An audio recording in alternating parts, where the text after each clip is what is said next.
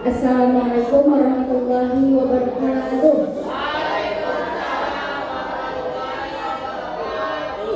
Selamat malam semuanya.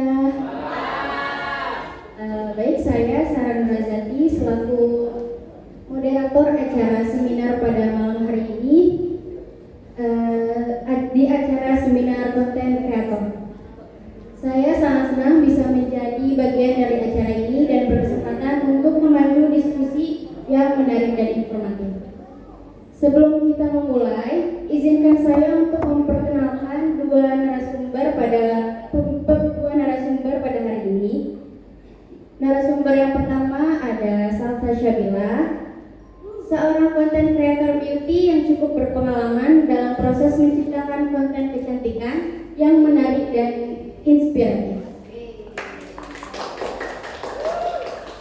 Pembicara kita yang kedua ada Sri Jayanti Rizkia, selaku orang yang sangat berperan penting di balik layar untuk berjalannya sebuah konten. Oke, baik teman-teman, saya akan memandu diskusi kita hari ini yang akan terdiri dari 3 sesi. Sesi yang pertama yaitu berdiskusi terkait konten kreator. Sesi yang kedua ada tanya jawab dengan audiens, dan yang terakhir ada penutup. Sekarang mari kita mulai diskusi kita. Kepada pembicara pertama, Sri Jayanti, tempat dan waktunya dipersilakan. Sebelumnya terima kasih banyak kepada Sarah Nurazati yang telah memandu acara malam ini. Untuk yang pertama, kita masuk kepada struktur organisasinya. Kalau kata pepatah sih katanya tak kenal maka tak sayang ya teman-teman. Perkenalkan terlebih dahulu.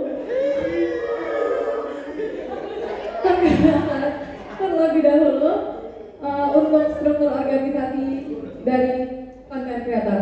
Yang pertama ada Salsa Syabila, selaku CEO dan narasumber pada malam ini, sekaligus KOL yang berperan langsung dalam terjun langsung dalam sesi video di konten kreator tersebut. Ada saya sendiri, Sri Jayanti Rizkia, sebagai CMO dan COO yang membantu tugas untuk Salsa Syabila. Dan yang terakhir ada Sarah Nurazati sebagai moderator dan juga CFO dan CTO yang mengatur segala masuknya keuangan, AdSense dan segala macam untuk kontennya Salsa Syabila. Kita lanjut lagi kepada slide berikutnya. Mengapa sih menjadi konten kreator adalah karir masa depan? Yang pertama, itu ada potensi industri digital. Di mana untuk potensi industri digital itu, zamannya sekarang tuh udah digital tuh di mana-mana ya teman-teman ya. Mungkin dari setelah COVID, itu digital udah mulai digemari oleh teman-teman semua, Gen Z gitu ya teman-teman ya. Jadi penting banget untuk digital saat ini.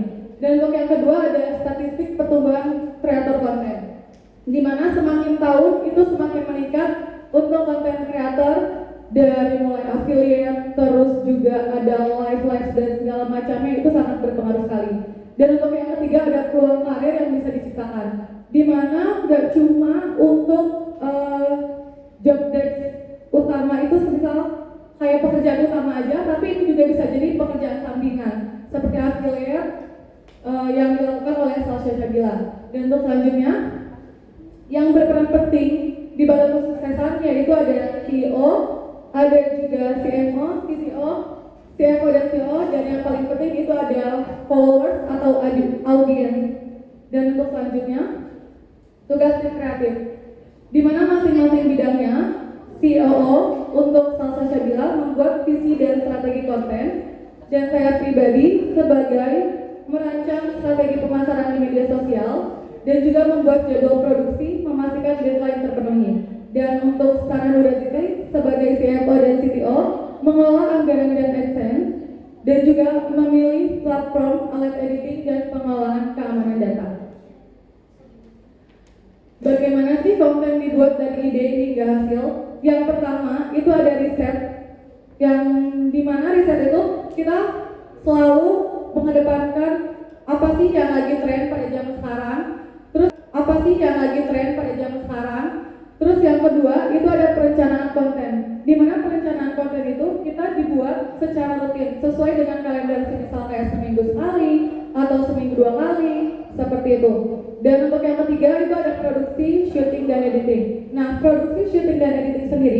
kita selalu melakukan secara bersamaan di waktu yang pas. Dan untuk yang keempat, distribusi, posting di platform. Nah, kebetulan untuk konten yang kita buat, ini kita hanya memakai satu platform saja, yaitu hanya di TikTok. Jadi untuk teman-teman yang mau kepo-kepo sama akun kita, bisa langsung search di TikTok ya. Dan untuk yang kelima, itu ada evaluasi. Di mana evaluasi ini, kita selalu lihat lagi video-video kita yang lama, apa sih yang kurangnya, viewers kah, atau komen kah, atau dari segi videonya kah kurang jernih. Jadi kita selalu ada evaluasi setiap harinya, seperti itu. Dan untuk selanjutnya, nah, bisnis konten ini akan dilanjutkan oleh pembicara selanjutnya, yaitu Salsa Syadila. Baik, saya akan melanjutkan gimana sih proses konten dibuat hingga sampai ke proses pencairan dana. Yang pertama itu pastinya kita tentuin dulu nih nice-nya. Kita misalnya teman-teman membuat konten beauty atau misalnya konten sehari-hari yang berhubungan dengan kegiatan day in my life, itu ditentuin di awal. Nah, terus biasanya kalau misalnya kita kerja sama brand itu, penentuan jenis konten itu udah ditentuin sama pihak brand. Kayak misalnya brand itu pasti ngasih drafting buat kita bikin konten. Nah, terus kan ada proses penciptaan konten. Di sini proses penciptaan konten itu proses edit video, lalu proses distribusi ke pihak brand. Biasanya kalau misalnya habis dibikin konten, itu videonya dikasih dulu ke pihak brand untuk direvisi. Nah, kalau misalnya udah direvisi, biasanya brand itu langsung suruh buat posting di tanggal yang sudah ditentukan. Nah, biasanya setelah proses posting itu pasti adanya interaksi sama audiens, entah itu komentar, DM, atau sharing. Nah, itu yang jadi jumlah viewers, jumlah komentar, jumlah like itu berpengaruh besar terhadap pembelian produk. Jadi semakin banyak interaksi di setiap kontennya, itu semakin banyak produk yang dibeli sama audiens. Biasanya itu langsung masuk ke pihak brand, konfirmasi pesanan, pengiriman barang, konfirmasi barang diterima. Nah, biasanya habis itu baru komisinya masuk ke akun kita, itu otomatis masuk. Oke, next. Lalu ada alat yang dibantu, itu yang pertama ada tools produksi. Buat teman-teman yang baru mau mulai konten, kayaknya memang direkomendasinya itu cuma aplikasi CapCut aja. Itu tuh sekarang banyak banget dipakai sama KOL pemula pastinya. Yang kedua itu ada Canva. Canva ini sebenarnya cuma ngebantu aja buat bikin desain red card yang biasanya diminta sama pihak brand. Kalau VN ini sama kayak CapCut. Dan yang kedua ada tools analitik. Ini biasanya pihak brand ini minta engagement calculator, kayak misalnya itu tuh fungsinya buat ngeliat insight akun kita tuh tinggi atau rendah sih, interaksi kita sama audiens itu bagus atau enggak. Di situ biasa diceknya di situ di website plan.com. Yang ketiga itu ada platform distribusi. Kita pakai Instagram sama TikTok. Nah, gimana sih cara menghasilkan uang dari konten? Yang pertama itu ada sponsorship. Itu tuh kayak kerjasama kita sama pihak brand. Nah, kerjasama ini tuh biasanya dibagi dua. Ada barter value sama paid ya. Barter value ini biasanya konten kita ini cuma ditukar sama produk aja, jadi nggak dibayar pakai uang. Nah, kalau yang paid itu tadi kita kasih rekapnya ke pihak brand. Nah, di situ biasanya brand itu suka negosiasi di situ. Kayak misalnya kita nembak harga di satu video itu 500.000, brand itu bisa nego itu sampai 300.000. Nah, itu tipsnya kita nggak apa-apa masang harga setinggi mungkin ke brand, soalnya pasti brand itu bakal nego. Yang kedua ada AdSense. AdSense ini biasanya disponsori sama pihak brand. Biasanya brand itu minta buat kalau misalnya di TikTok itu namanya kode push. Jadi konten kita itu diiklanin dan dibayar sama pihak brand. Dan itu tuh bagus, positifnya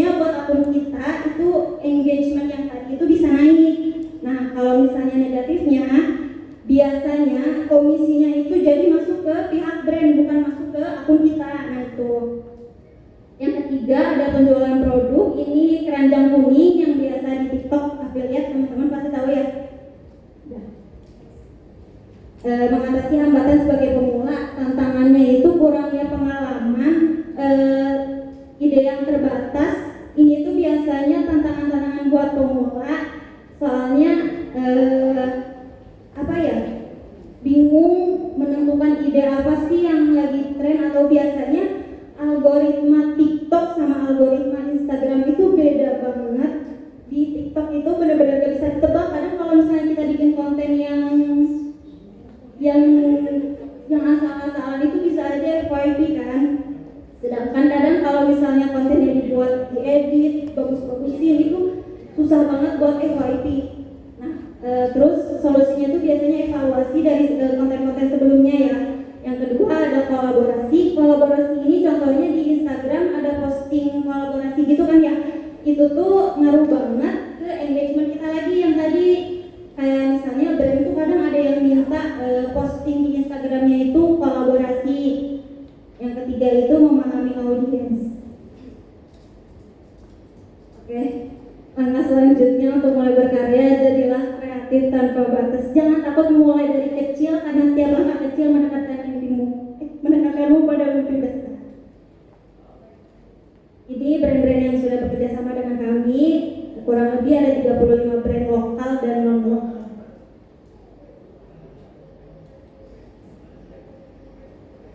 Terima kasih. Masuk ke sesi tanya jawab akan dilanjutkan oleh moderator.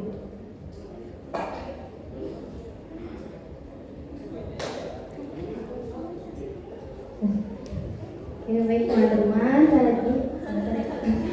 tadi sudah dipaparkan dengan jelas dan tuntas oleh moderator kita Salsa dan Sri. Selanjutnya saya akan menambahkan sedikit. Ada 2 akun pada content creator ini. Yang pertama, akun yang pertama ada @halosalsa. Itu isinya tentang konten-konten kecantikan aja, seperti kayak skincare, make up dan sebagainya. Nah, yang untuk akun bertiga Wonder Girls itu punya kita bertiga, dipakai untuk biasanya mereview tempat, atau kita misalnya datang ke suatu kafe, tempat-tempat itu baru di review, biasanya kayak gitu. Untuk teman-teman yang mau collab sama kita, tempatnya atau ada yang punya tempat, boleh langsung hubungi kita bertiga. Baik, terima kasih. Selanjutnya kita masuk ke sesi tanya jawab.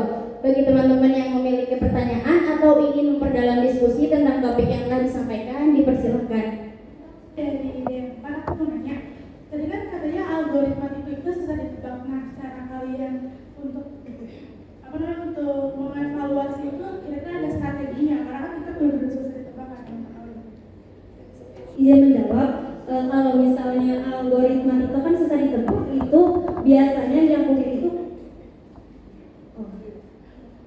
kuncinya itu sebenarnya kalau misalnya membuat konten itu kuncinya itu cuma satu, konsisten itu kuncinya. Kalau misalnya teman-teman sebenarnya kalau misalnya tiap hari posting itu kita nggak akan pernah tahu FYP-nya kapan. Jadi kuncinya satu, konsisten buat posting tiap hari ya. Sudah terjawab?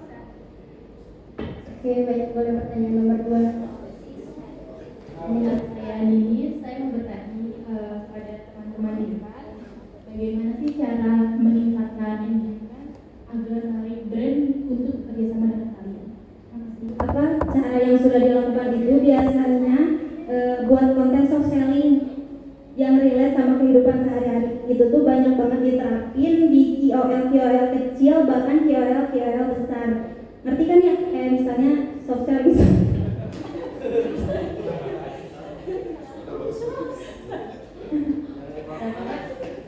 Konten kayak soft selling, kayak misalnya yang relate sama kehidupan, yang pop, tahu kan yang pop ya gitu, kayak gitu.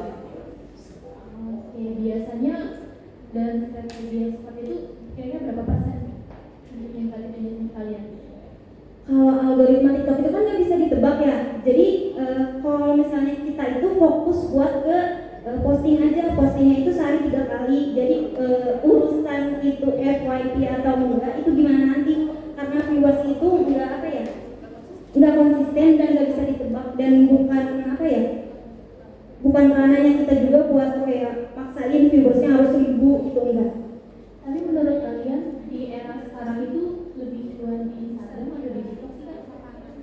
TikTok. Ya. Saya Muhammad Gali dari bisnis foto produk. Saya mau bertanya, apa saja tantangan yang dihadapi konten kreator dalam menjalankan bisnis? Izin menjawab untuk pertanyaannya. Untuk tantangannya sendiri itu kita ada viewers yang kurang stabil, terus juga ada beberapa brand yang enggak kayak repeat order lagi gitu. Terus ditambah kadang adanya kendala dari kita sendiri kayak idenya sendiri kayak gitu. Sudah terjawab? Baik, terima kasih. Gimana cara brand itu melirik kalian sebagai content creator untuk dijadiin kalian jadi role modelnya atau untuk mengiklankan brand mereka? Biasanya tadi balik lagi ke poin pertama, konsisten posting itu pasti ya. Terus biasanya kalau misalnya kita tuh ngerasa followers kita naik, terus viewers kita bagus, tapi kok gak ada brand yang lirik ya, itu boleh banget teman-teman buat nge-reach out brand sendiri, kayak misalnya menawarkan diri untuk bekerja sama, itu boleh banget kayak gitu. Solusinya, salah satu solusinya Gimana maksudnya jadi menawarkan jasa kita ke pihak brand, nge-reach out gitu loh. jadi bukan brand yang datangin kalian, jadi kalian Nah ya kayak gitu bisa jadi ya. Jadi jadi kan biasanya kalau misalnya content creator itu ada manajernya gitu ya, yang memanage si influencernya ini. Jadi gimana tuh? Apa kalian sendiri yang memanage maksudnya ya kan kalau misalnya content creator itu jadi kayak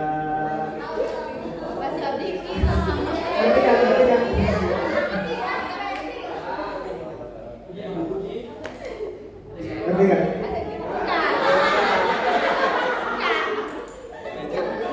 Iya, gitu. Jadi gimana caranya kalian memanage-nya gitu?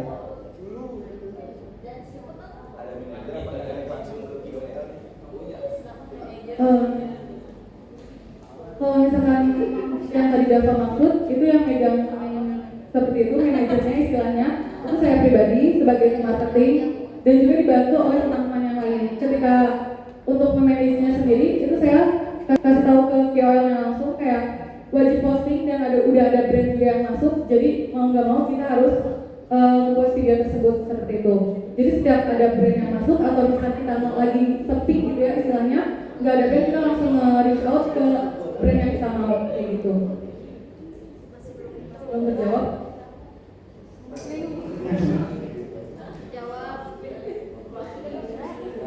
Ya, terjawab.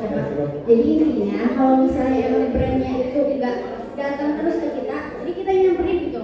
Jadi kita yang ngejar, misalnya kayak brand sekarang ini ya, yang sangat udah pasti kalian semua orang udah tahu. Jadi kita yang langsung menawarkan diri atau kayak minta sampel.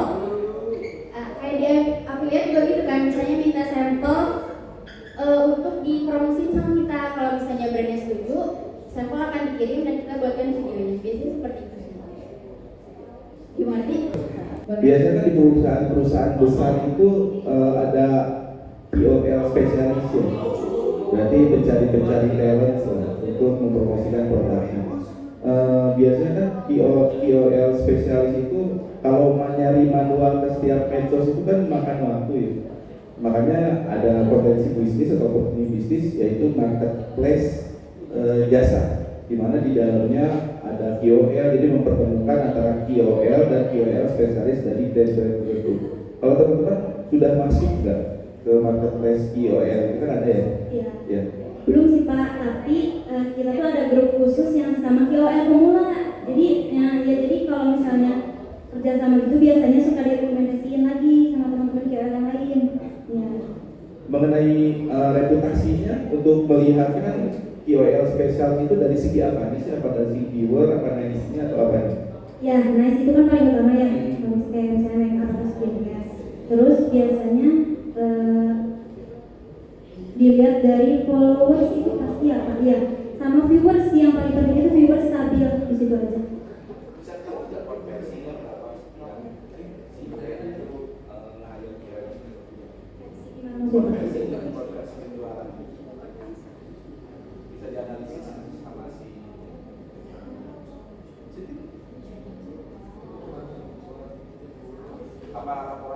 Oh enggak bisa. Iya. Tadi udah dijelasin ya, mengatur anggaran. Nah, kira-kira anggaran apa sih yang dikeluarkan dari bisnis ini? Terus yang kedua, boleh disebut nggak untuk penetapan upahnya itu bagaimana?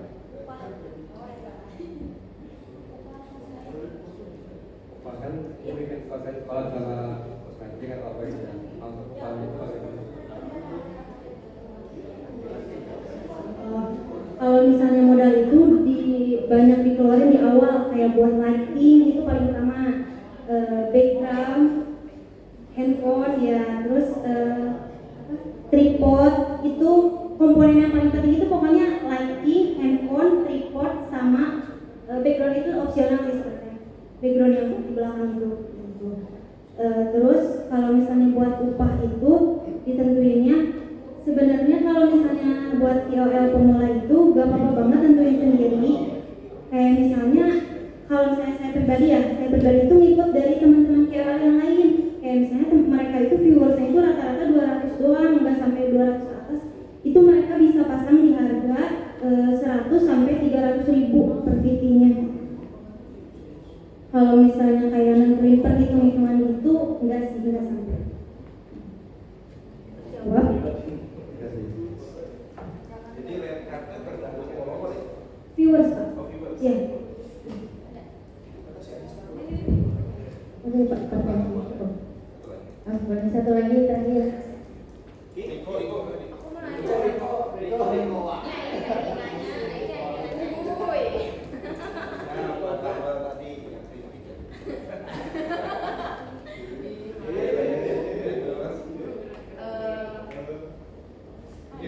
Bagaimana cara mempertahankan followers biar tidak, kan kadang suka ada turun naik itu, gimana cara mempertahankannya?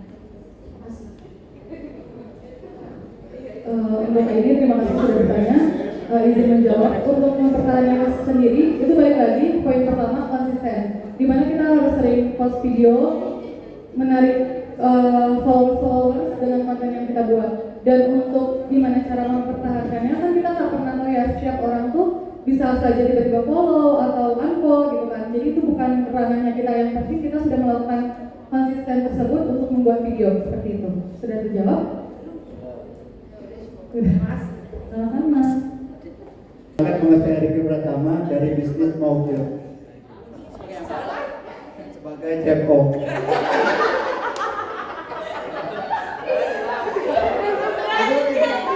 Pertanyaannya, apa saja strategi pemasaran untuk konten kalian?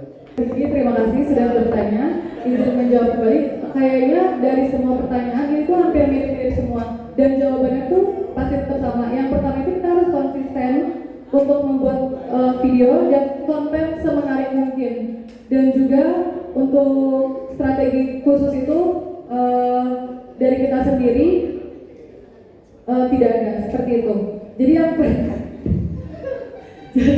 yang balik lagi ke poin pentingnya yaitu kita tetap konsisten dan harus semenarik mungkin membuat konten seperti itu. Sudah terjawab, Priti?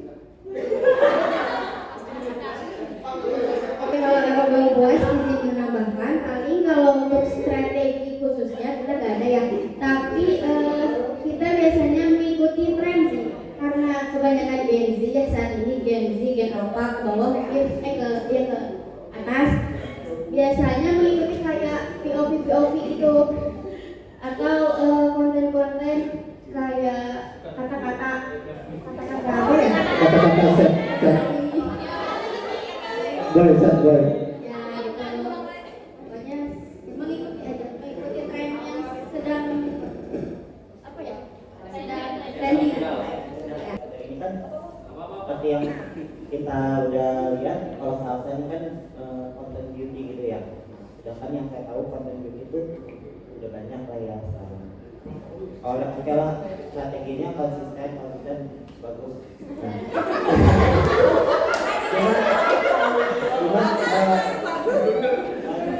Cuman pernah nggak kalau misalnya udah konsisten tapi jarang FYP gitu, nah ada titik HP atau gimana gitu, kalau misalnya pernah, gimana cara kalian bertiga untuk tetap lanjutin konsisten?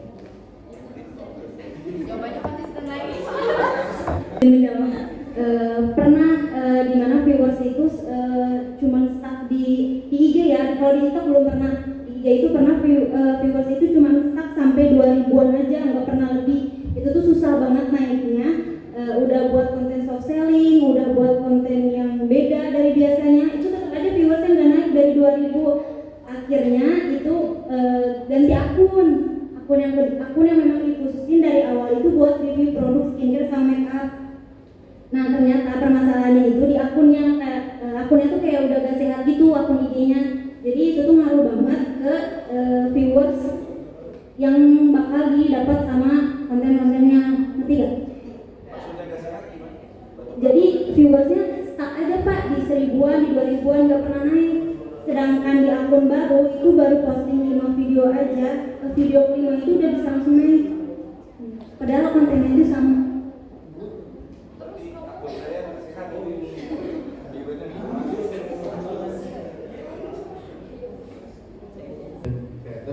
Dan apa yang bikin kalian terinspirasi jadi content creator? Yang kedua, inspirasi. Yang terinspirasi kalian jadi content creator itu apa? Tantangan. Kalau tantangan ya, paling di viewers yang nggak stabil, naik turun. Viewersnya karena berpengaruh sekali. Brand itu kan melihat dari viewers berapa banyak viewers yang nonton video kita, konten kita. Kalau misalnya viewersnya sedikit, berarti ke brand juga nggak menarik gitu.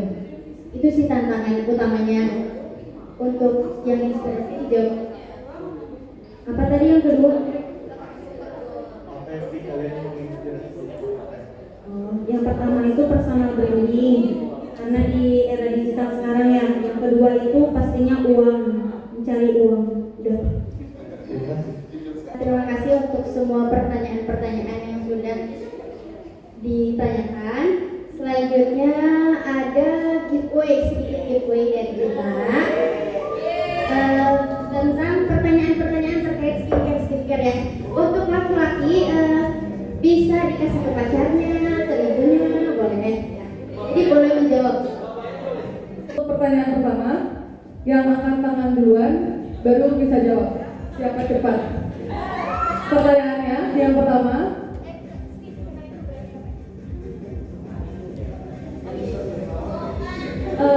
sebutkan 5 brand yang pernah berkolaborasi.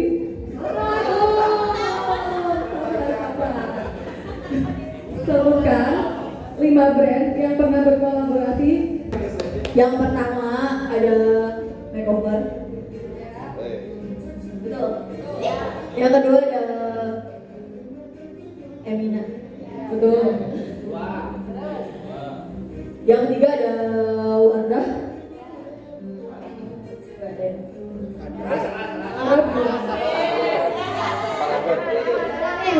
Lanjut aja Kak. Tiga lagi.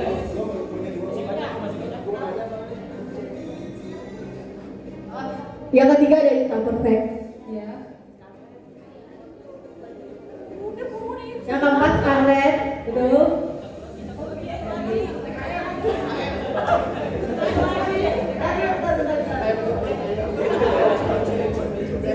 Satu.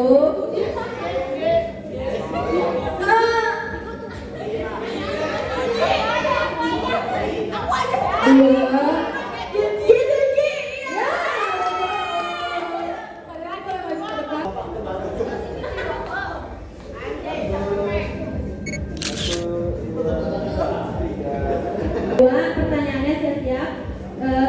Sebutkan satu kandungan skincare yang efektif untuk mencerahkan wajah.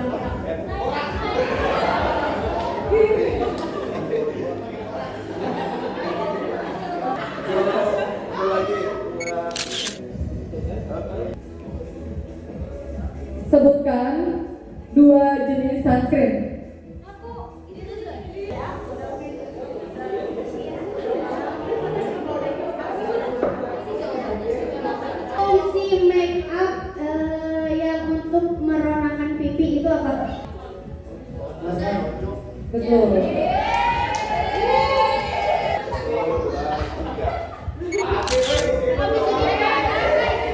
Yang terakhir, sebutkan 3 brand di bawah naungan PT Paragon Indonesia. Wadah Makeover Emina.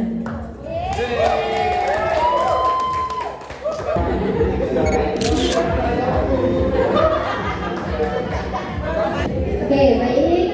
Terima kasih kepada pembicara kita hari ini yang telah membagikan pengetahuan dan pengalamannya yang sangat berharga. Saya juga ingin mengucapkan terima kasih banyak kepada para tamu undangan yang telah hadir dan berpartisipasi dalam diskusi kita hari ini. Sampai jumpa lagi. Sekian. Wassalamualaikum warahmatullahi wabarakatuh.